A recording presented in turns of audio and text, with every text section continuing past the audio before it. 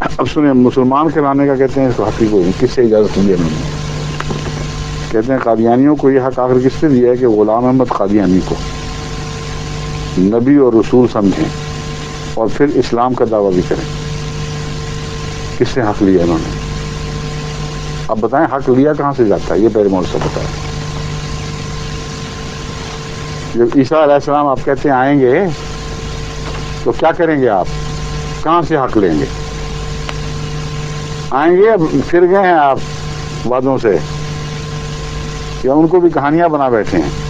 امت محمدیہ سے یہ مولوی یہ کر رہے ہیں کہ اتنا زیادہ مسیح موعود علیہ السلام کے خلاف تعصب پھیلا دیا ہے کہ اب وہ لوگ یہ بھی کہتے ہیں بعض جگہ، مجھے خط پر کل یہ خط ملا ہے کہ وہ کہتے ہیں دیکھو اگر خدا بھی ہمیں کہے کہ مرزا غلام احمد قادیانی سچا اور مسیح ہے تو ہم پھر بھی نہیں مانیں گے، جو کرنا کر لو۔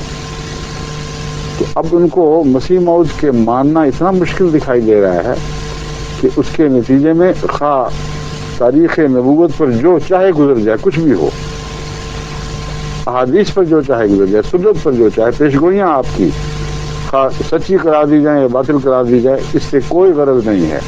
کہتے ہیں چلیں ساری پیشگوئیاں جھوٹی صحیح، مگر اس وجود کو نہیں ہمیں ماننا۔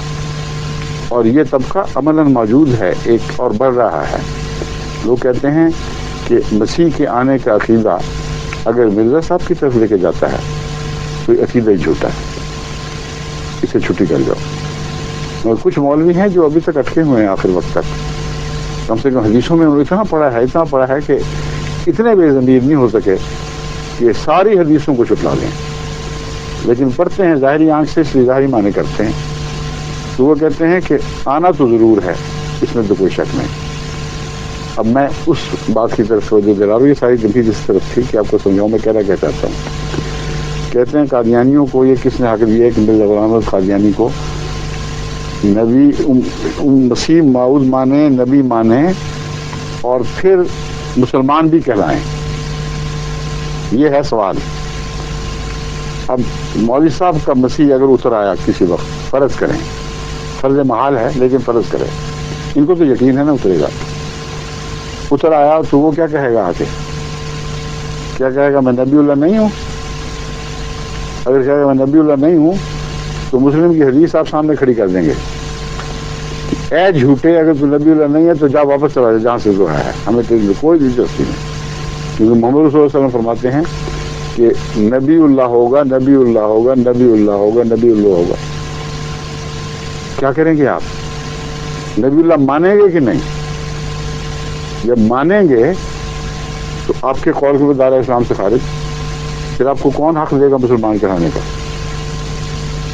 تو یہی مصیبت میں مبتلا ہوں گے کہ نبی اللہ کہیں تو اسلام گیا، نبی اللہ کہیں تو اسلام گیا، اور نبی اللہ نہ کہیں تو محمد رسول اللہ ہاتھ سے گئے۔ آپ کہتے ہیں وہ ہوگا؟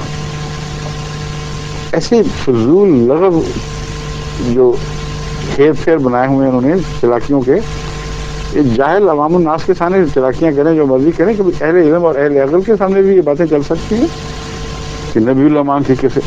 ہم امتی نبی مان رہے ہیں، مسیح موعود کی وجہ سے نبی مان رہے ہیں۔ ہم مانتے ہیں کہ آپ مسیح موعود ہیں، ہم جانتے ہیں کہ قرآن کی گواہی کے مطابق، حدیث سنت اور بائبل کی گواہی کے مطابق مسیح صلیب پر نہیں مرے، لیکن اپنی طبی موت مر گیا، آسمان پر نہیں چڑھے۔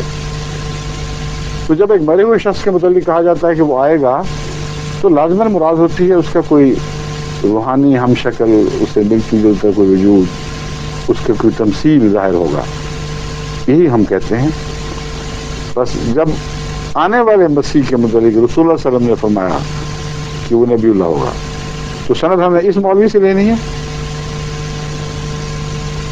رسول اللہ صلی اللہ علیہ وسلم کے کہنے میں تو آئے ہوئے ہیں، ہم کہنے پر بھی تو مان رہے ہیں، کسی اور سند کی کیا ضرورت ہے؟ اتنا پاگلوں والا سوال کہ مرزا غلام احمد قادیانی کو نبی مان کے تم نے اسلام کی سند کہاں سے حاصل کی؟ حضرت محمد رسول اللہ صلی اللہ علیہ وسلم سے۔ اور اب میرے صاحب کا نام چھوڑ کر بتاؤ قسم کھا کے کہ مسیح جو اترے گا تمہارے نزدیک نبی اللہ ہوگا کہ نہیں؟ نبی اللہ کہو گے تو سند کہاں سے حاصل کرو گے؟